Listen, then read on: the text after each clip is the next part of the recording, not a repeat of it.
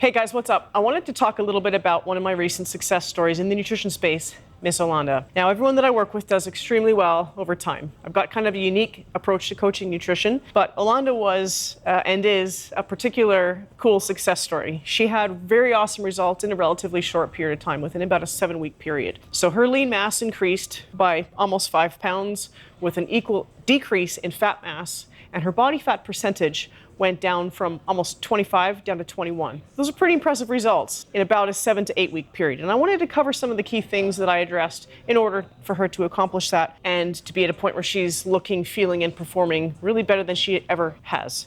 So the first thing that I addressed was the health of the digestive system. So in a lot of folks, the production of hydrochloric acid is insufficient. So we addressed that first, as well as some basic gut health protocols.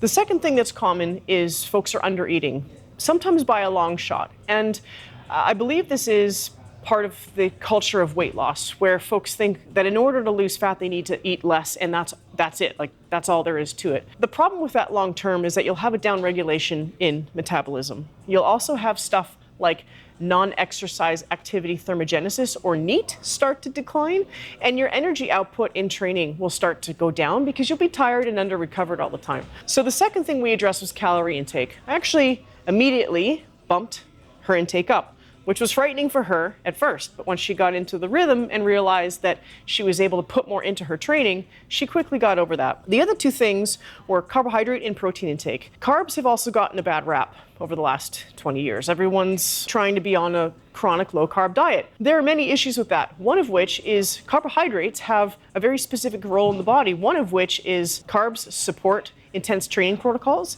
They also replenish liver and muscle glycogen and glucose. So if you're underfed on the carb standpoint, you could be chronically under-recovered but trying to do all these hard training sessions and end up feeling like crap most of the time. Did we increase our carbs? Yes, substantially. We've also integrated quite a bit of carb cycling. The last thing we did was increase protein intake. Protein intake is also tough for folks to hit proper targets. One of those reasons is because of not great gut health. That's why I addressed that first. But the problem with not hitting protein targets is it'll affect numerous things, one of which is called muscle protein synthesis, or MPS. And that's your body's ability to synthesize and rebuild proteins. So if protein intake is, say, 50 grams a day or less, which I've found to be very common, your body doesn't have what it needs to stimulate muscle protein synthesis and properly recover from training and life and to create a healthy immune system. So the 4 things that I really focused on with Holanda were digestive function, calorie intake, and then I went straight for the macros and I addressed what was missing first. Once she was able to implement all that into her day-to-day, her training intensity has gone up, she can handle more volume,